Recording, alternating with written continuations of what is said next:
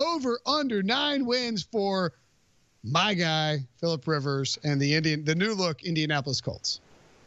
You know what, Will? It's been interesting watching this win total. I actually opened a shade lower at 8.5, being bet up to 9, meaning now you need 10 wins to be able to cash your ticket.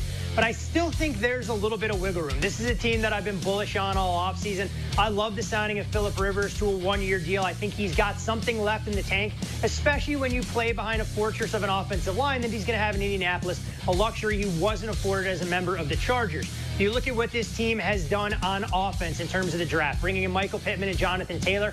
I think it helps the receiving core immensely, knowing that T.Y. Hilton and Paris Campbell should be healthy, and you can share the workload with Taylor between him and Marlon Mack.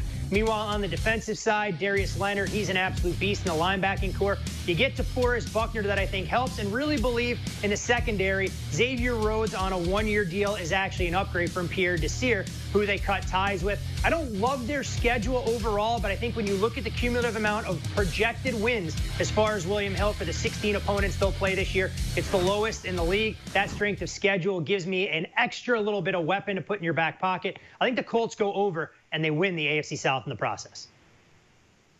Yeah, I'm with Todd. They're going to be my pick to win the AFC South, and I think they're going to hit the over, win 10 or 11 games. I mean, they won 7 games a year ago without a starting caliber quarterback, and that's not a shot at Jacoby Brissett. I think he's one of the best backups in all of football, but I don't think you want to start him over a 17-week schedule. And, you know, the fact that they did that after getting blindsided by the Andrew Luck retirement, it's not like they had all offseason to think that Jacoby Brissett was going to be their starter. So you had Phillip Rivers to that team, and I know Phillip Rivers is coming off a disappointing season in Los Angeles, but he is 37 years old, so there's a lot of reasons to be concerned. I get that, but he's going to be better protected in Indianapolis, as Todd just pointed out. And yes, he is moving teams in the shortened offseason, but he's played with Frank Reich before, with Reich in San Diego as his quarterbacks coach and offensive coordinator from 2013 to 15. Rivers averaged more than 4,500 yards, 31 touchdowns, and only 14 interceptions per season. You add that to this Colts team, along with DeForest Buckner on the defensive side of the ball, I think you get a 10-win team. So I'll take the over.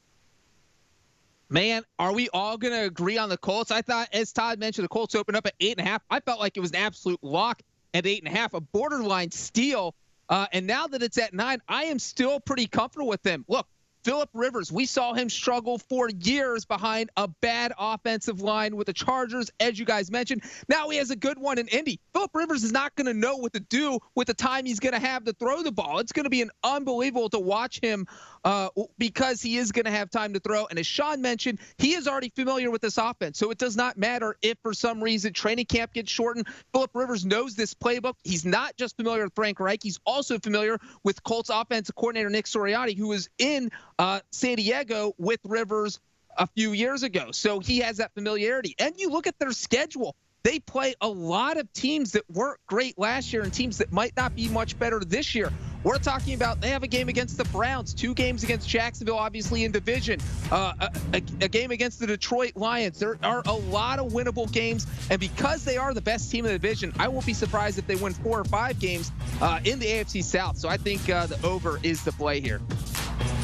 Yeah, it's a clean sweep here, fellas. When you look at the Colts, and we saw it, we've seen it from, William Hill and Warren Sharp has pointed this out as well. If you do strength of schedule based on win totals of the team, expected win totals of the teams you're playing in the coming year, the Colts have by far and away the easiest schedule. So I will absolutely take the over here. You guys laid out all the good things about Phillip Rivers. You don't need me to repeat all those great things about him. It's a no-brainer for me to take the over on the Colts. I think they're the best team in the division. Frankly, I think they might even waltz to the there he is. Yeah, different uniform, same great player.